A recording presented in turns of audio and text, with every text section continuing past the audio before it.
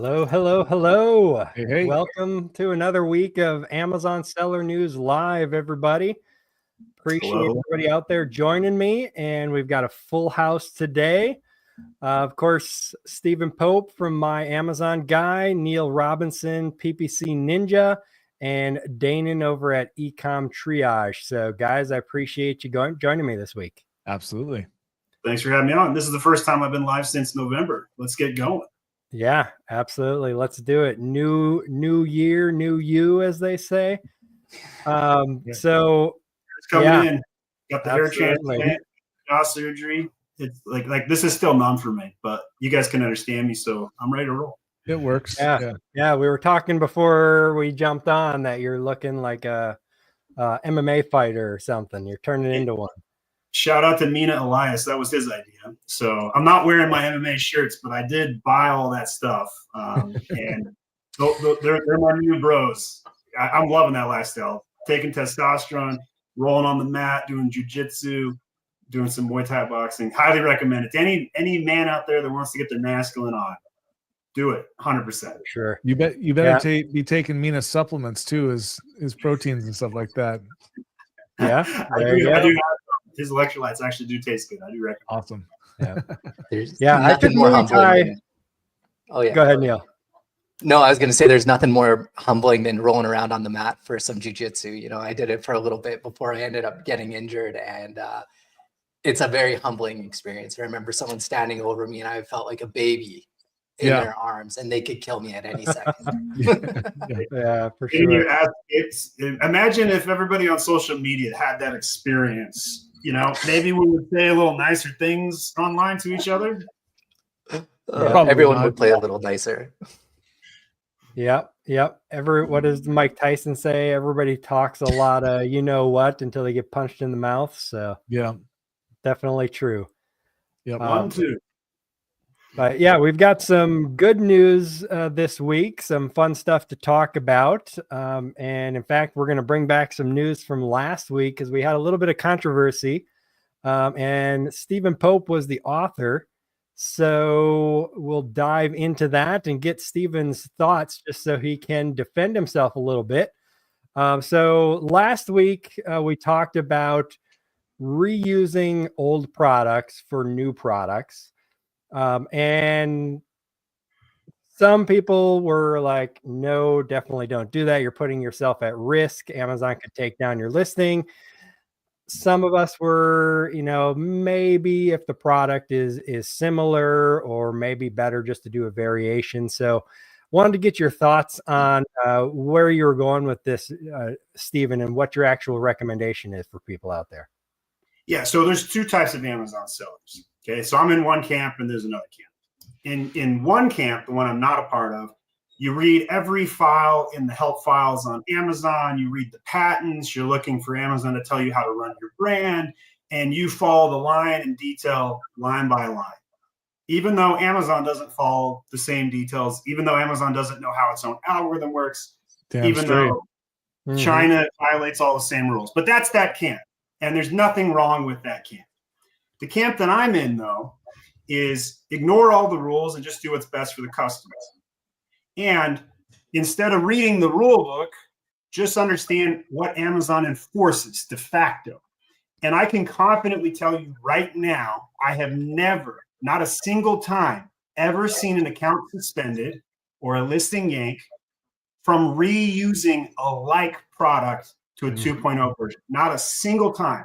So and I have personally been given access to over 5,000 Amazon accounts. Yeah. So we debated that pretty heavily on what is your, on like product, right? So for me, I was like, my example was, okay, we're talking about dice here.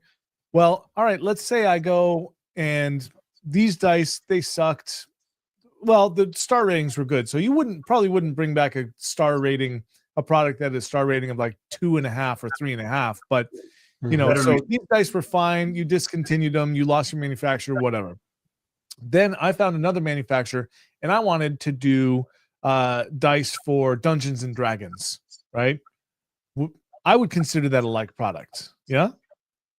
So I'd say we're getting a little grayer if we switch like from regular dice to D&D dice with like some splashes and like actual dragon designs. It's a little dicey there, but would I do it? Yes, I still would. I think this area is not enforced by Amazon. Now, a lot of people misconstrue the presentation here as take this water bottle and start selling dark chocolate. And that would not be what I'm defending. Right? So dice to dice, probably okay. Like to like product, never once seen a problem. And we see manufacturers historically for the past, I don't know how long UPCs have existed, but let's say decades, they've been reused for decades, right? Supplements and health products do this all the time. It was done so much that when I first started my agency 7 years ago, I had a supplement brand that I had to disconnect 7 different products from the same UPC code because it was so reused. Like that's how common this practice is in manufacturing, to reuse data, reuse barcodes, reuse ASINs, etc. So now, to be clear, Amazon's T&C policy says don't do this. Anything, even if it's a color change or a minimal change, must be new UPC, new color. So that's the line by line for those that care about that. But for those that realistically want to take advantage of things that Amazon doesn't enforce, this is not something that Amazon actively enforces, or at least I've never seen it enforced personally. There are many things Amazon enforces. Review manipulation, never touch that. Don't even mention the word review on your product inserts. Don't have star ratings on your inserts. That sort of stuff, fastest way to get your inventory suspended and whatnot. Sending out late products, late shipments, fastest way to get suspended from FBM shipments. There's all things we could talk about for what Amazon does enforce, but when it comes to reusing an ASIN, a product that you own, you manufactured, you made, and reusing it and resupplementing it is typically not enforced. And I will defend that as an okay practice, not one that follows T&C. I'm admitting that, but one that we don't see enforced. So I think one of the big things that we kept coming back to, like every example we could try to think of, we kind of came back to, well, why not just create a variation and have a variation listing? You get the reviews and everything rolled together versus just switching out the listing for the new product. Because then if it is technically a new product, the UPCs aren't going to match the actual product that you're selling any longer. So the typical use case here is a discontinued product that hasn't been actively sold in 6+ months. So parentage does nothing to aid you here. Often the case in many categories, parentage don't even share reviews anymore. And so there would be no value to doing that. It's almost as if it was a separate listing, orphaned by itself. So the repurposing would be like, hey, I made an improvement to my product. It got discontinued and I'm coming back with it. All of the algorithmic rankings still exist. And it's like a reactivation of the old rankings. And so let's say you had 2,000 keywords. There's a lot of value to that. And where Amazon is shivving us with FBA fees, changes to how reimbursements are made, and everything else that Amazon does, it behooves sellers to take advantage of whatever they can to grow their brand. Literally, if we took a DNA analysis of the blood of an Amazon seller, it's tenacity and grit. Does this meet tenacity and grit and dodging and weaving and boxing with Amazon? It absolutely does.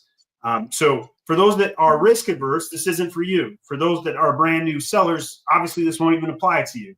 And don't reuse somebody else's ASINs. We're talking a very specific use case and ideally an improvement on a product. But I understand that most people or many people won't agree with this, and that T&C says this, and I'm cool with that. But I like to give brands that I work with every ammunition tool in the toolbox that I can to help them grow their sales on Amazon. Yeah. If you're not cheating, you're not trying, right? That's the whole thing. And like, just kind of building off of what you said there, if you think about, how much money you put into growing an ASIN, say you have, 2,000 reviews plus, how much money have you spent on ads to get that, right? Like you're investing in that long-term and then you're just going to throw it away. One of the things that I'm seeing quite a bit, like I'd say in the last 6 months, I've seen this rise become more and more frequent, where all of a sudden these listings are coming out of nowhere and I've never seen them before. And all of a sudden they've got, 1,000 plus reviews, and all of a sudden they're starting to move into the market. And it's like, well, where did this come from?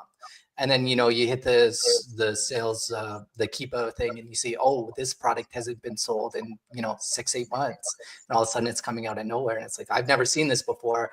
You read the reviews. I don't know if these reviews actually match up with what this is. So this is something I'm definitely seeing a lot. And those Chinese sellers are violators. Oh, 100%. And they should be taken. Exactly who it is. Hijacking a listing is not what we're defending today. We're talking about reusing your own work. But what you're describing, I typically see from a Chinese hijacking. Yeah, 100%. Yeah, that's definitely a different circumstance. Yeah, I mean, I definitely get what you're saying. I would do this if it wasn't a product that, or if it was a product that if it gotten taken down and I had to figure out how to get it back up, it's not going to, destroy my business essentially. If this is like my flagship product, I might think twice about it if you're building a brand. But for, a lot of different products that you're selling, just if it's just dice or something like that, and you can easily repurpose it and take that little bit of risk, it all depends on your risk tolerance as well. It might be minimal, but it's definitely not zero. Yeah. By the way, we've got a couple of people on the chat stream. So JS says hello. And then the hair loss dude by Follicle Booster says that is called zombie review strategy. So I've not heard that term before. And hair loss dude, I just got a hair transplant and I'm in the shock loss stage right now. So tips welcome. Yeah, that's funny. What's the odds that he's in the chat? That's awesome. Yep. Zombie review strategy, yes. And I don't really have a moral issue with it as long as it's a very like product. When they're stealing a listing, like we mentioned, which is a whole different thing, and repurposing it, like when I remember when, I still got an S10, I believe this is, but when I first went to look for cases, like a couple days after this thing came out, there were listings with thousands of reviews, and all of the reviews had nothing to do with the case. So yep. That is definitely immoral and should be stopped. But what Steven's talking about here, I think is fine. You just have to understand that there is that little risk that something could happen at some point. Yep. I think in order to get ahead, you kind of have to operate in the gray, right? Because Amazon themselves literally operates in the black. They violate their own stuff all the freaking time, right? So I think that you do and should operate in the gray. But of course, it's at your own risk. Yep. Well, selling on Amazon, period, is at your own risk. Absolutely. A lot of times. So yeah, why do you think me and Steve don't have hair? Yes. Yeah, exactly. All right, let's go ahead and move on to the next one. I appreciate you giving us your take on that, Stephen. My pleasure. So Amazon draws 1 million new sellers in 2024. In 2024, Amazon attracted over 900,000 new sellers globally, with a third joining the U.S. marketplace, reflecting continued interest in its platform despite rising fees and fierce competition. However, many new sellers struggle to gain traction, with most sales volume still dominated by businesses that started over 5 years ago. While Amazon's growing seller base indicates sustained appeal, it also highlights the platform's challenges, including increasing costs that sellers must navigate. For Amazon sellers, this underscores the importance of building sustainable, competitive strategies to thrive in a rapidly evolving marketplace. So, first thoughts, guys, that Amazon still drew in almost 1 million new sellers in 2024. Yeah, that's a really big number, to be honest. Higher than I would have anticipated personally, just based on my own sales acquisition channel. There is a lot more interest this year than last year, 24 compared to 23. You look at the bar chart there, and then if you look at the historicals, that's way above the averages, way above. Yes. And one key thing that I did not say in the description there about the story is this piece right here that I have highlighted. roughly a third of them joined the Amazon.com marketplace in the US. So I was going to 2/3 ask that. are outside the USA. Yeah. Mhm. Yeah. That, I So, mean, what, China. yeah, basically. Mostly China, for Yeah. sure. And what do you think this is? Because I'll tell you what I think. I think these are like, hey, we got banned. We might get banned. Let's get 4 other accounts going so we can flop over to them when this one gets suspended. Yeah, that could definitely be.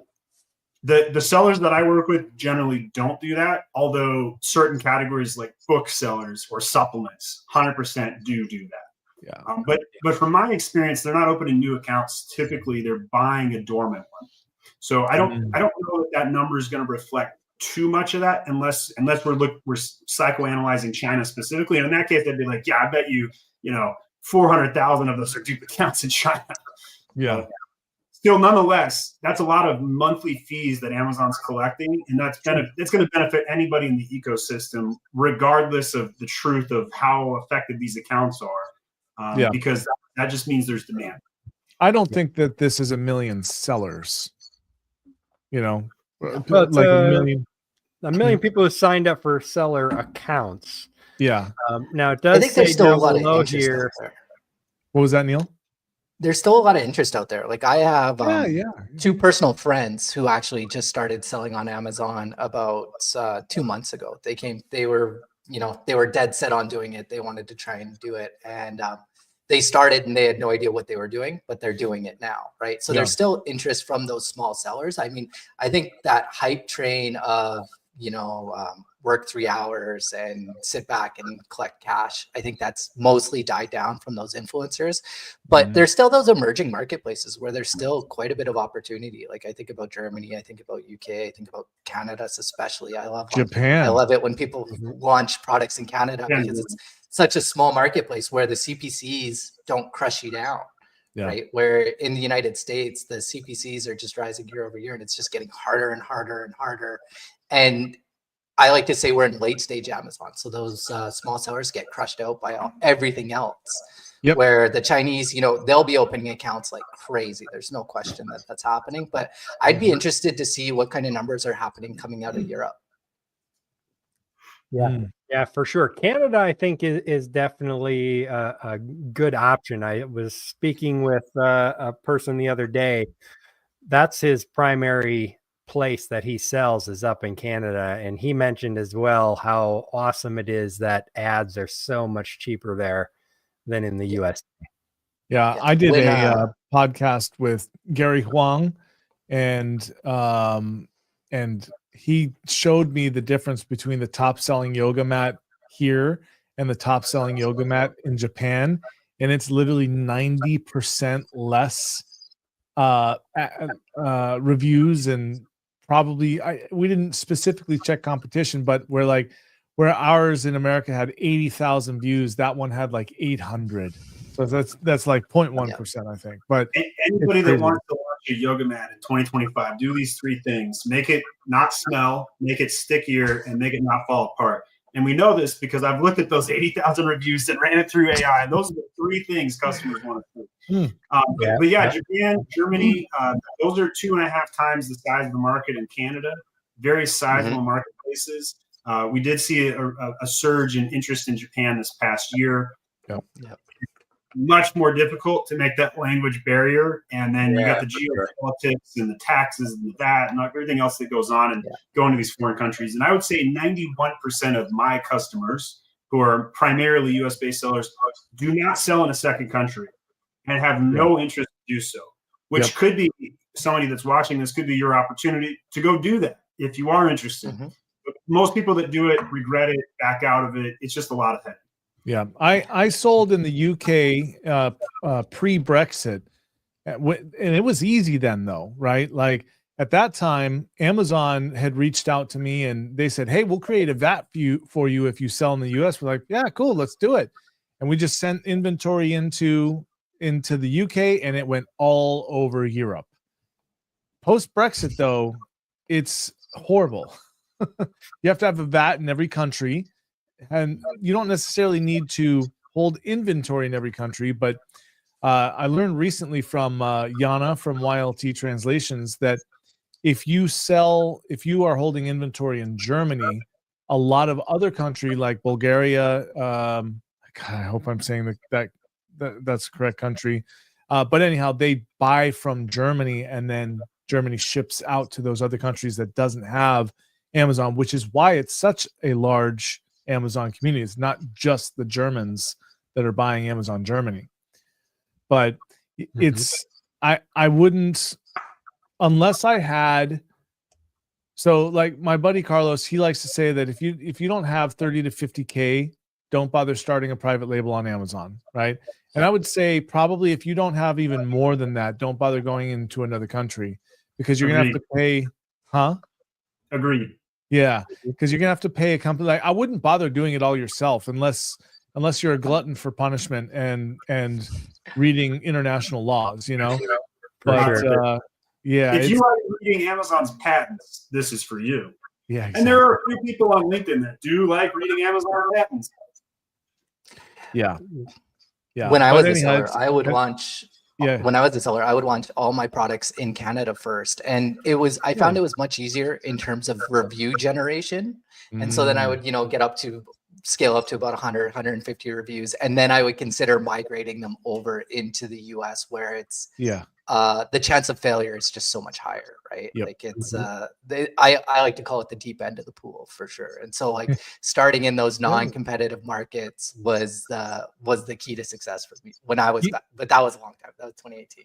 Yeah, what's interesting is that is a tactic. That's definitely a tactic. Like Stephen, we may have spoken about this once upon a time when I had you on the Managed by Stats podcast all those years ago, where we were talking about, if you can't afford to go after your primary keywords, start with long tail keywords that have less traffic, get that revenue generation, and then move into those other ones. That's kind of like what that would be.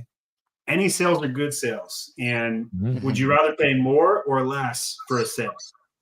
Yeah. Most sellers are sub $1 million in sales. So they're going to go put the little extra work, put together those extra PPC campaigns for long tail keywords, show up in the Canadian market before the US because it's harder, but it's cheaper. Right? Those are the things that people are going to do because they got tenacity and grit straight into the veins. And so that's respectable. Anybody that's dodging and weaving and playing the boxing game with Amazon and Jeff Bezos, by all means, I support that. In terms of scalable things, the US market is where it's at, will be for the foreseeable future. Temu, TikTok, all these other platforms that are flash payment with good funding but come and go in less than 2 to 3 years are going to go the same way that Jet went. They're going to go the same way that a lot of other platforms have gone. So Amazon's here. I think, Neil, you mentioned that we're seeing Amazon enter the mature phase. I think we're still at the top of the peak for a couple more years before we're in late stage. But I do see the turning point. I see the inflection point. But Amazon is still growing. And until Amazon peaks on its growth, I don't think we're late stage. Yep. Yeah, I think about like just all the process of starting up and getting selling now is becoming like all the additional fees that would just kneecap those small sellers, right? And part of those is because small sellers create quite a bit of headache and backlog within seller support. I know you're a big fan of seller support, but they're trying to clean out that as well, right? And getting the big business more and more involved in it, trying to get them away from their own e-com platforms and onto the Amazon platform where they can collect that 30% VIG, right? Yep. Yeah, it's I was definitely surprised to see the growing sellers on Amazon, but I think you're right, Stephen, with the TikTok and Temu and Shine and all those. Very well could be a flash in the pan because everybody probably, well, maybe not everybody anymore, but wish that was going to be the big platform for a while. Right. You mentioned jet.com, and that was a flash in the pan as well. But with Jet, didn't Walmart buy jet.com and then just ruined it? Yeah, yes. Well, I don't know if you could say ruined it per se, but definitely couldn't integrate it. Right? So if I was Walmart and I had bought Jet, I would have been shipping Jet orders out of Walmart facilities. Yeah. That never happened. Yeah. And so what that tells me is that they logistically could not pull off the integration of the behemoth of the facilities versus the digital aspects. So whether that's behind the scenes, Walmart was using 1980s software that couldn't integrate with Jet, I don't know. The Jet people were super smart. They made a killing. Yep. Walmart just couldn't. It would be like if Blockbuster bought Netflix and killed it. That's how I see that acquisition. Yeah. I think that's a good example of Blockbuster buying Netflix, because that's the big story from all of our childhood right there. The death of Blockbuster. Netflix taken over for sure. Mixed feeling. Yeah, I think one important thing here too, many of these new sellers never achieve a sale. Plenty stop selling after their first few sales, and some replace sellers that quit. So just because a million new sellers have joined, it does not mean a million new sellers are going to be selling anywhere for the long term. Yeah. I'd say a fraction of that. Yeah, for sure. I would love to know the data of sellers quitting, like specifically $1 million sellers that quit. That's the stat I would love to see. I don't think that exists, but I would love to see it. Yeah. That would be an interesting one to see for sure. You could probably track that data somehow just by, if you had the data of, how much sellers are selling, and then watching those numbers change over a course of years to see which ones drop off, Anecdotally, of every client that ever fires my Amazon guy, my agency, 1 out of 3 claim it's due to finances. And when I go back to check on them a year, 2 years later, almost every single one that canceled due to finances no longer exists. Yeah. So we do know there's a steep fall off, and it's like opening up a restaurant. 1 out of 3 restaurants survive past year 5. Yep. So I think we could probably extrapolate. The numbers are probably worse than that for Amazon sellers. But if we look at like anybody that gets to the $1 million mark, how many of them exist in 5 years from now? It's at least 1 out of 3, probably. Yep. Yeah, for sure. It's starting to sell on Amazon is easy, but being successful is not. And that's just true with every business out there, no matter what. Amazon was a little bit easier for a while. That's why so many people flocked there. But at this point, it's right on par with any other business. When I was doing data, go ahead. Oh, I was going to say, at this point in the stage of Amazon, you really need an expert in your corner too, like someone to help guide you, make sure that you are making right decisions and thinking things through properly, or even just understanding the entire ecosystem space, whether it's like some type of mastermind group, whether you're looking for help through. I think we lost Neil there. I miss the days of when PPC clicks were yourself. You're going to get wiped out. Neil, we lost you there. Sorry, was that? Oh, sorry. You lost 20 seconds. Yeah, you just. Sorry, I was just saying you definitely need support to make it through, because it's just so competitive now. You need some type of edge to make sure that you can give yourself a chance at success. Yeah, 100%. I mean, it's a lot of it comes second nature to all of us sitting here because we've been doing it for a long time. But put yourselves in the shoes of someone just starting out. There's no way you're going to be able to accomplish what you need to without somebody helping you, some expert helping you out. Before we go to the TikTok story, could I just pull our panel here? Give me a thumbs up if you think selling on Amazon is still worth it. So I'm giving a thumbs up. Still worth it? Yeah. Oh, yeah. So we're all biased on this conference right here. Obviously, we all make money selling on Amazon currently. We all have services, etc. But I firmly believe, honest to God, that it's still worth selling on Amazon. So stats be damned. Make your own choices. If you're a new seller, yes, it's hard. It's not passive income. But what would you rather do? Would you rather go open up a restaurant or an Amazon business? Those are your options. Yeah. Yep. So my two friends that just started selling, 3 months ago, we hit the Q4 spike, and now we're into kind of the post-apocalyptic Q4 where sales are down and everything like that. And it's becoming more and more day-to-day business. These guys have no real idea what they're doing, and they're making, $6K a month. And so, that opportunity is still there. You just have to make sure that you know what you're doing and partnering with the right people to be able to capitalize on it. Yeah. Yep. Absolutely. All right, let's go ahead and move on to TikTok here, kind of a hot topic that everybody's talking about. So TikTok ban looms amid political and legal uncertainty. TikTok faces a potential U.S. ban set to take effect on January 19th due to national security concerns over data privacy and its ties to China-based parent company ByteDance. While the Supreme Court deliberates on the legality of the ban, bipartisan effort in Congress and discussions within the Biden and incoming Trump administrations are exploring ways to delay or prevent it. The decision, of course, could significantly impact TikTok users. And of course, TikTok Shop is kind of the big thing that we care about here. Right. Because that has become a relatively big platform for people selling on, maybe not compared to Amazon, but compared to the other competition that's out there. And the update right now, since this is a live page, is that the Supreme Court did uphold the ban. They did not do anything to prevent it. And Trump is supposedly saying, I'll make the decision after the Supreme Court upholds the ban. So this is obviously going to be developing because we've got, as of the recording of this, 2 days before the ban goes into effect. Let me see if they have any new updates down here. Well, while you're scrolling, I have a personal take unrelated to my business take. Okay, so my personal take is TikTok is the worst thing to happen to our culture since Jerry Springer. And this 5-second attention span bullshit and the porn that China puts in front of our kids.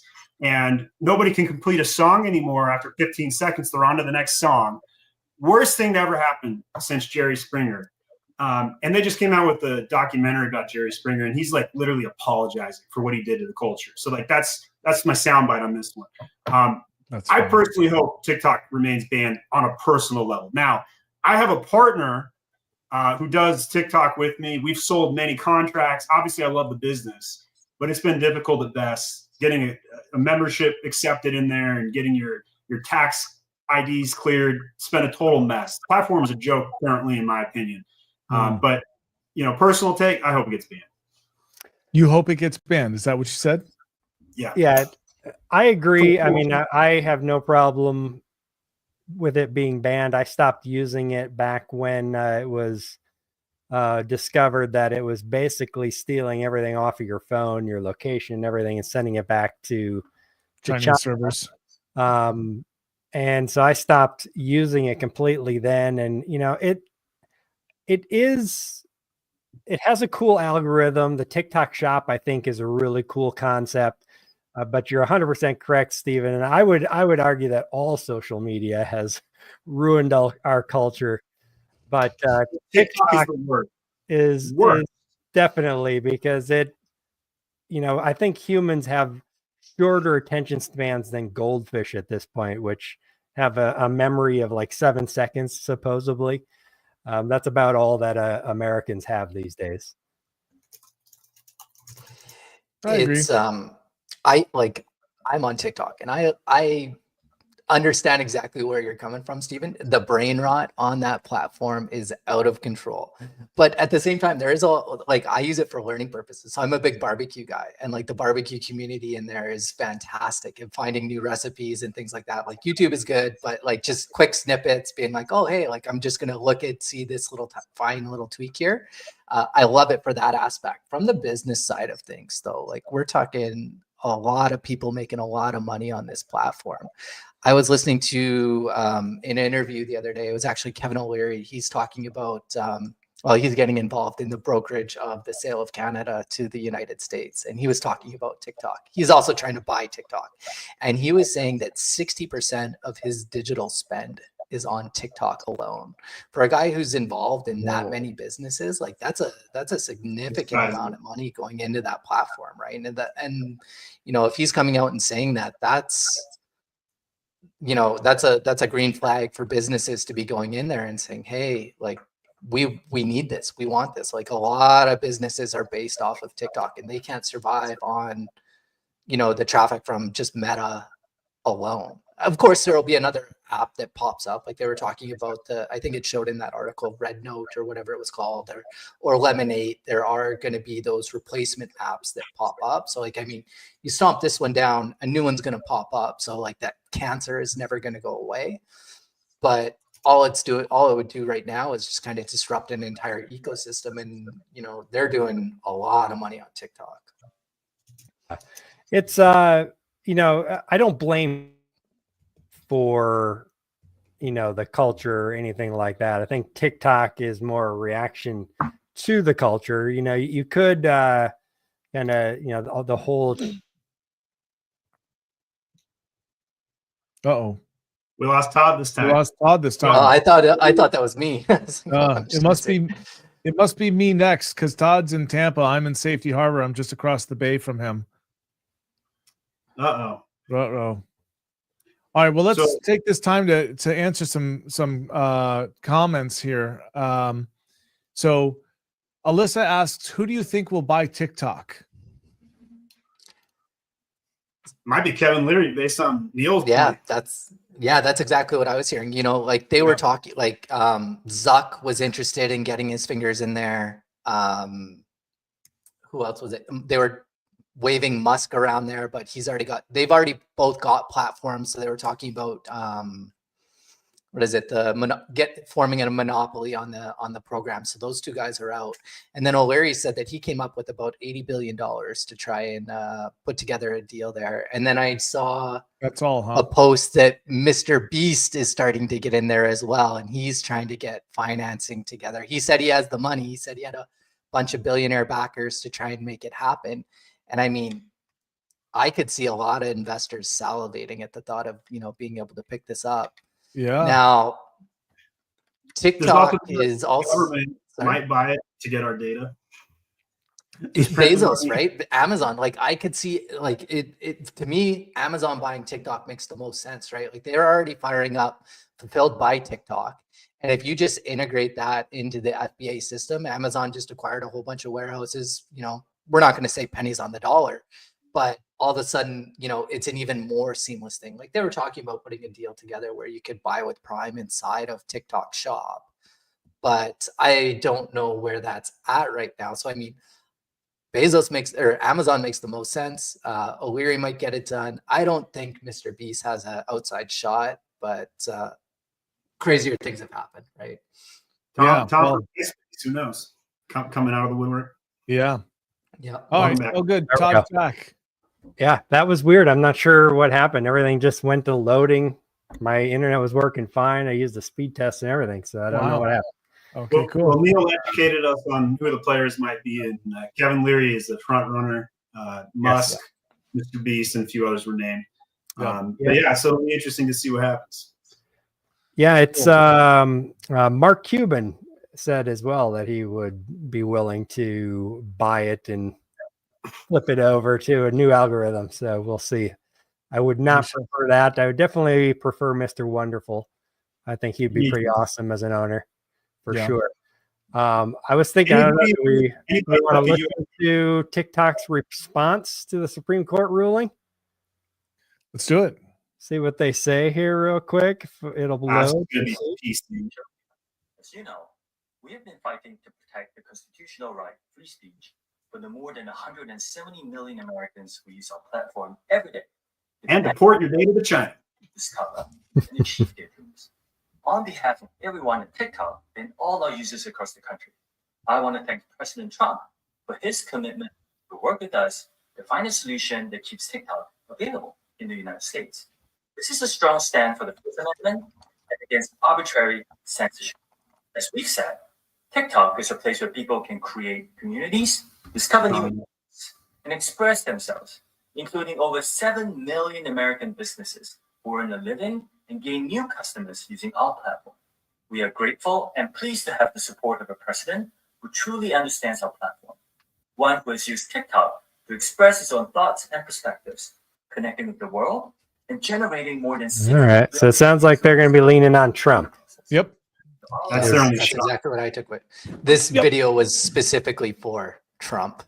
Yeah. Well, you've seen the news recently too. They put out this whole big graph about how awesome Trump was on TikTok and how much promotion they gave him on TikTok and stuff. So we'll see. We'll see if he gets led by his ego or if he works a great deal.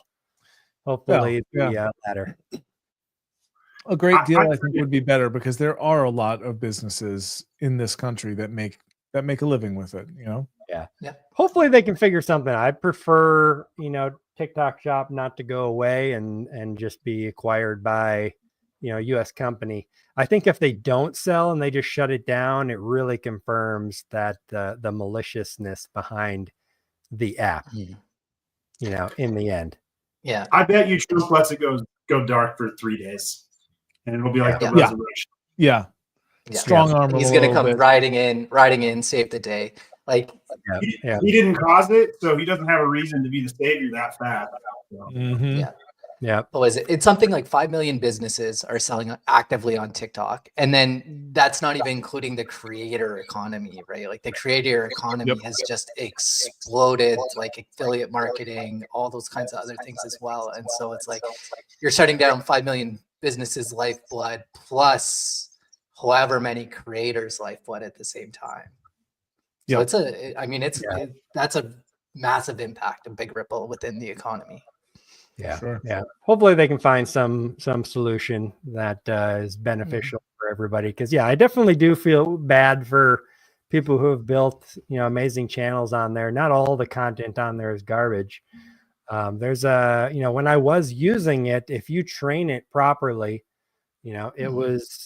it can give you good content. I had it trained to give me a comedy and science, and it would go back and forth between those two things. And it was nice. But if you launch a brand new account on there, a lot of the stuff they give you is pretty horrible. Yep. But yeah, we'll wait and see. We've got 2 more days, so we'll see what happens here. 3 more days before we got a brand new president. A lot of interesting things happening here in the next few days. No kidding. All right. So let's see. Mark Cuban says he avoids investing in companies dependent on Amazon. Mark Cuban has called Amazon seller fees insane and unsustainable, cautioning businesses about over-relying on the platform due to high costs and risks. He highlighted the challenges sellers face, including counterfeit products undermining legitimate businesses and brands like Nike and Apple withdrawing from Amazon due to these issues. To address counterfeiting, Cuban proposes measures like requiring importers to pay bonds, pre-register products, and bear responsibility for compliance, aiming to protect American businesses. For Amazon sellers, these concerns underscore the importance of diversification and vigilance against the platform's operational complexities. So thoughts on that one? Amazon is half the economy. So Mark Cuban is basically saying, I'm going to ignore half the economy. And I guess there's another half the economy he can go focus on, but Amazon's half the economy. So, I think he's making a pointed claim to get attention. There's like an element of truth to what he's saying. Yes, it's harder to sell on Amazon. Yes, the fees are going up. But when you compare it at large to the rest of the economy, it's still better. It's better than opening up a restaurant. It's better than trying to have a physical business. There's so many things that Amazon solves for that makes it easier on sellers. Is it harder? Yes. Is it more sophisticated? Yes. But I think it's overreaching for Mark Cuban to say this, and we see him say stupid shit all the time on Twitter. Oh yes. I don't think I've ever disagreed with a billionaire more than Mark Cuban. So he definitely gets it wrong a lot, in my opinion. I don't know exactly why he chooses to do that. Sometimes it seems like he's intentionally getting it wrong. He's definitely not wrong that the Amazon fees are insane and unsustainable. I think they've gotten to a level that can make it very difficult for a lot of people selling on Amazon, but there's still a ton of people making a lot of money on Amazon as well. I think after Mark Cuban didn't re-sign Steve Nash, and Steve Nash gets double MVPs over at the Phoenix Suns, that nothing else that Mark Cuban does for the rest of his life can make up for that. For sure. I'm looking at one of my clients' 2024 numbers, and he did about $7 million, and his referral fees alone is $1 million, right? And so it's like that's getting pretty high up there. I mean, he made a lot of money on the platform. When I was thinking about, what would I love to see from Amazon in 2025, and it's moving in this whole direction of whatever country you're in first. Right? Like America first, Canada's thinking about Canada first at the same time right now. And I would like to see, if you're a local based business, I would love to see them just cut a little slack on that referral fee if you are from that country, just to, help level the playing field a little bit, because, Stephen, I've heard you say it's all of us against Amazon before, but it's also all of us against the Chinese, right?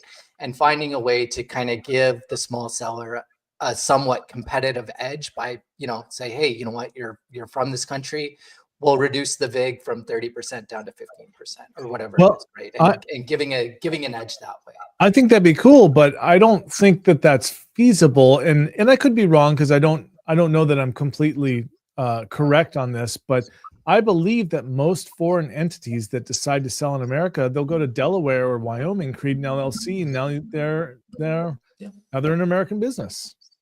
Yeah, I don't think most of them do that now, because if you look at a lot of the Chinese sellers, and you look at their registered business address, it's in China.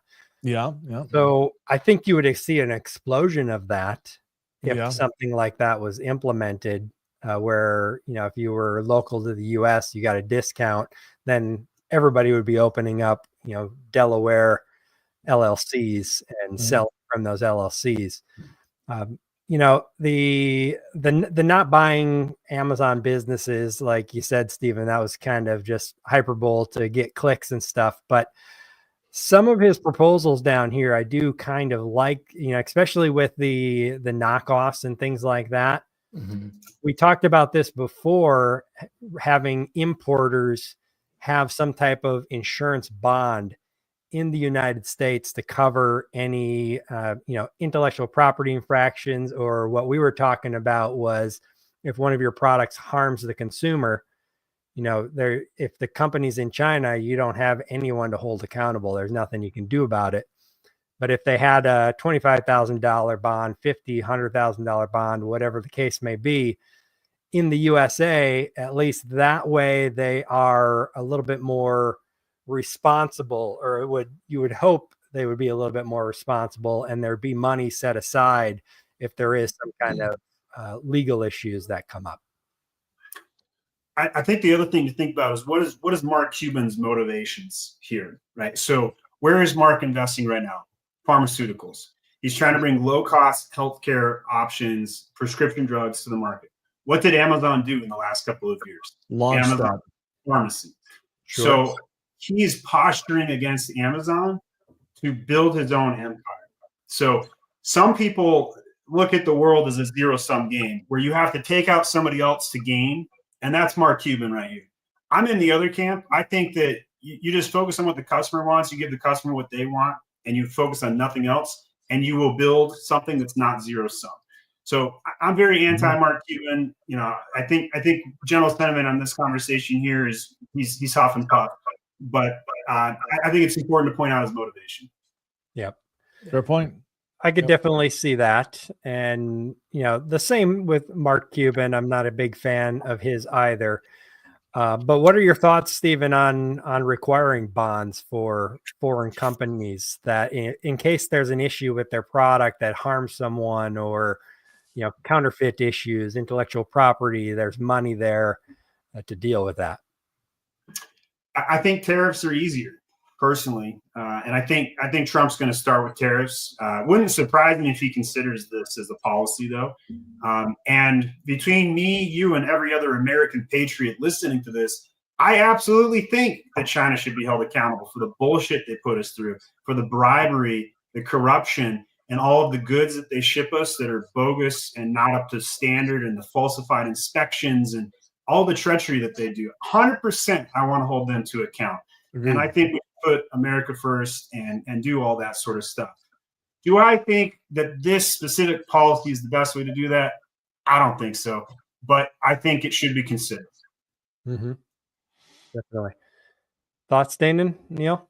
I agree 100%. What I care most about is that this China as a titan country in terms of producing and shipping stuff into America, they pay their fair share, and they don't do things like, so my wife, we have 3 young children, right? They're 6, 4, and 2. And my wife has gone on down the rabbit hole on toys and stuff for children.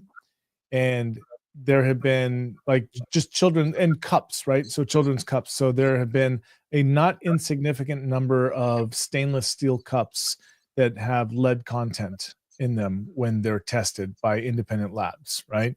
Now, all that stuff comes out of China. Now, if I were to produce a cup like that, I would be mortified to find out that I am literally allowing children to drink lead, right? Because that is known to like the kids that chewed on their cribs that had lead paint, you know, they went crazy, right?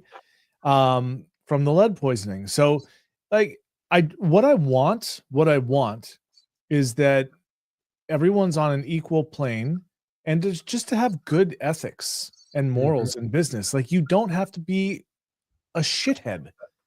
Just do it right. You know, that's all I want. That's all I want from humankind, everybody. Just do it right.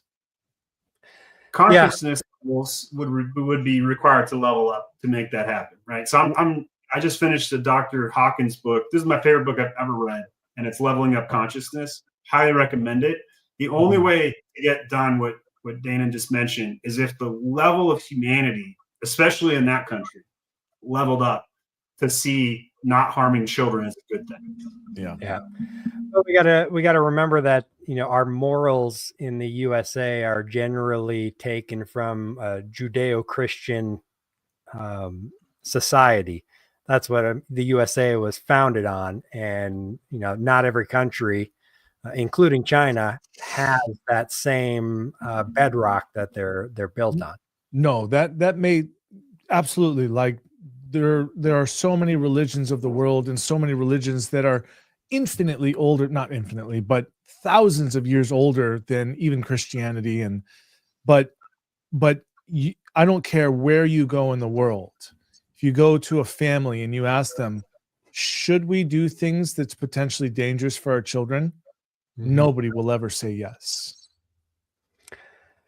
You would hope not, but I think the actions in the world have shown the opposite in some cases. Yes, yeah. Well, you know, they turn a blind eye for the profit, and you know, they don't. It's not like they're coating them in lead, right? It's just a negligible amount, right? Yep. It's not enough to harm them. That's where I think the bond could at least come into play. You know, tariffs I'm fine with as well, but if you force a bond of, you know, 25,000, I think is low, but maybe 100,000 or 200,000, and something happens like the lead paint, now you've got some money to pay out. You know, because if you made that product in the USA, not only would you morally feel bad, you'd also be sued into oblivion, and you wouldn't exist anymore in your business.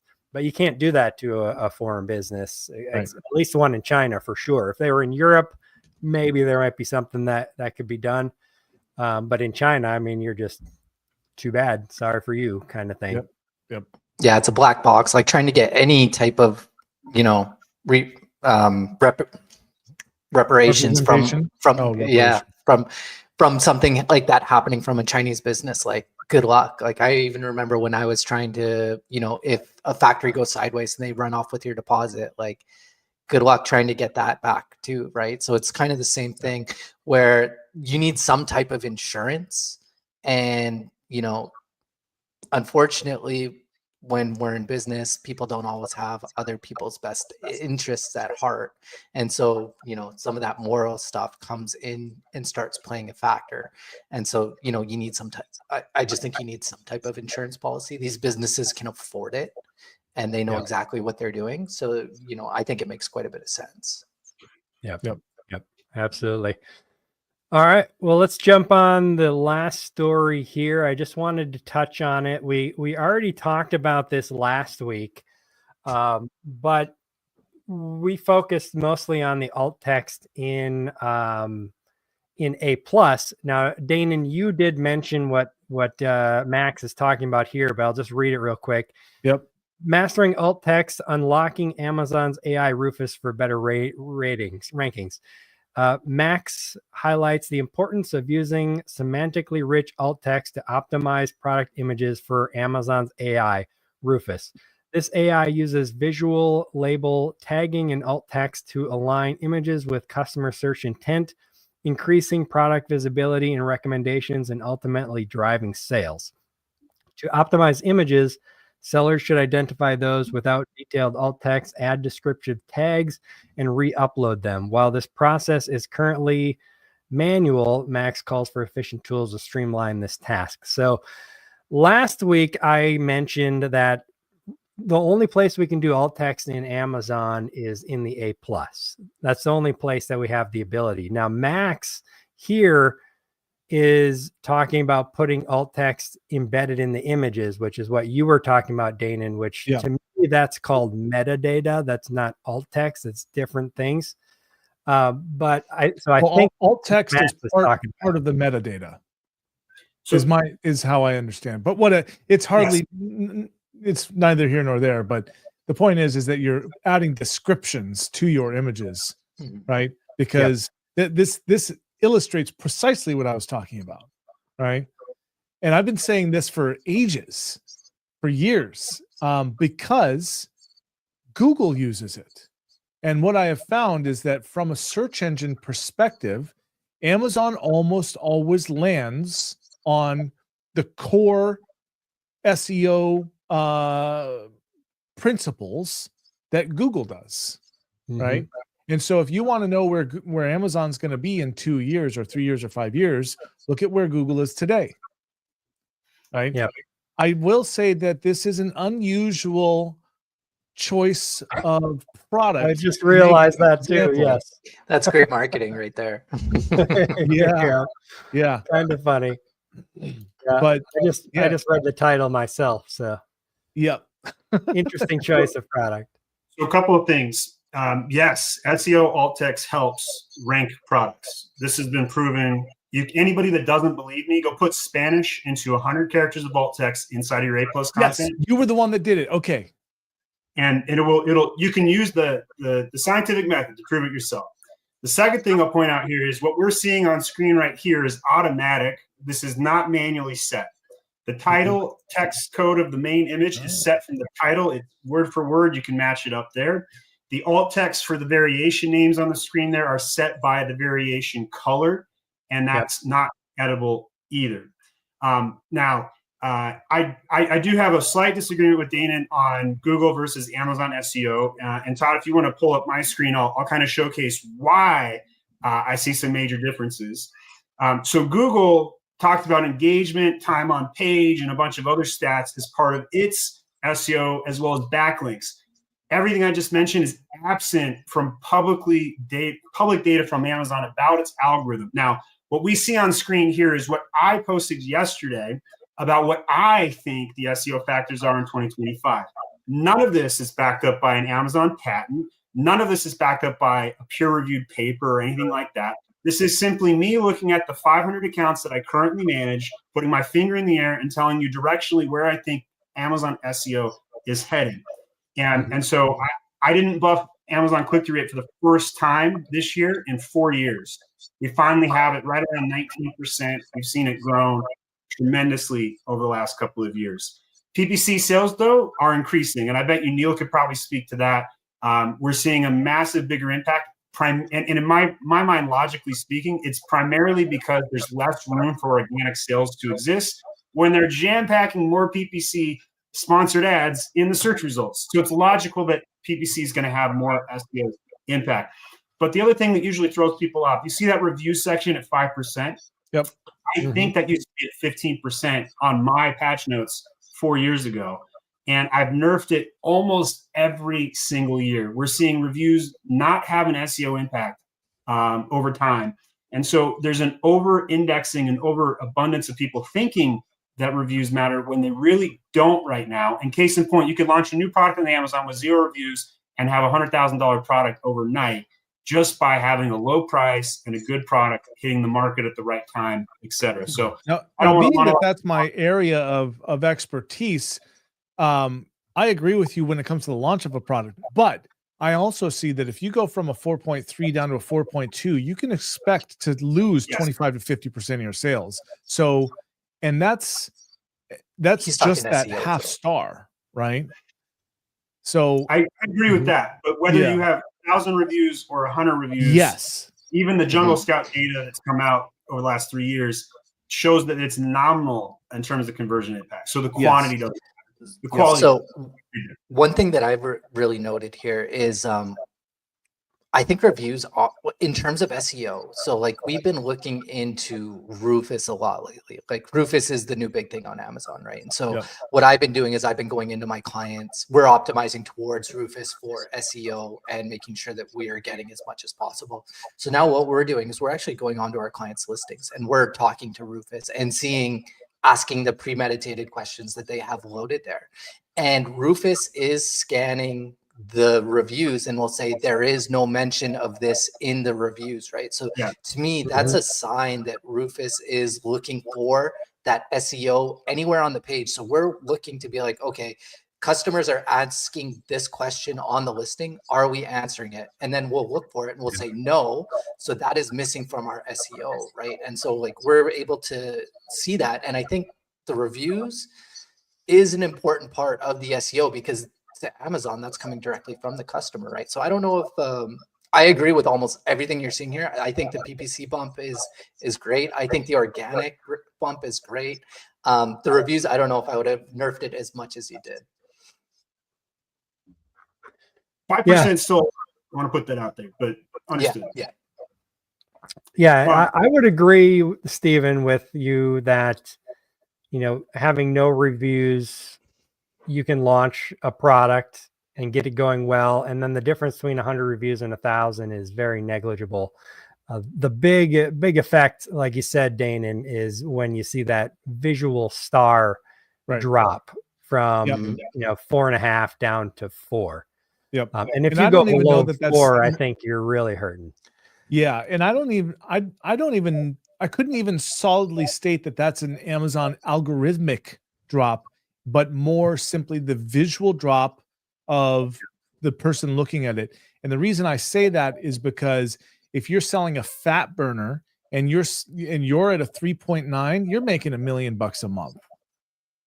I think that's factored in the conversion rate 13% right here. So if the conversion rate goes down, which it does when you go from that 4.5 star down to 4, that's factored here. So I don't necessarily tie that to the review section if conversion is going down.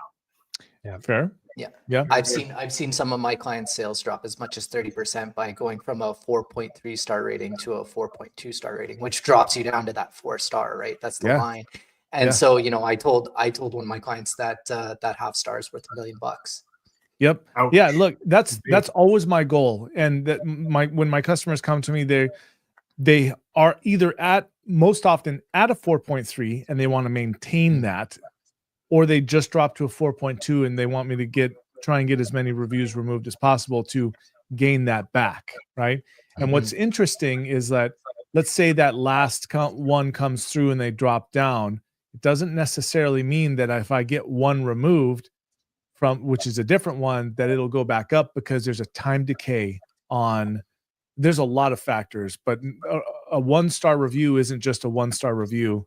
It's crazy. Like algorithmically, Amazon is so all over the place. It's hard to give any one answer as to a reason for something. Yeah. The other thing I'd mention here is that the patent says one thing and reality is another. And how long it takes Amazon to go from patent to reality could take 5 years. So it's true, Rufus is live. That's a fact. And it's true that Rufus can read reviews. The question then becomes did Amazon make a physical change to the algorithm to use Rufus? And I believe the data does not support that it does yet. And so some people watching this, where should you spend your time today as an Amazon seller? Do the basics. Write copy in the A+ content. Make sure you optimize your main image and have a good click-through rate. If you do those basic 2 things, the rest of the noise out there, the Amazon T&C and the rules, the patents can say whatever they want. If you just do the basics, your sales are going to go up. And so I like to simplify that down for sellers in general. Yeah.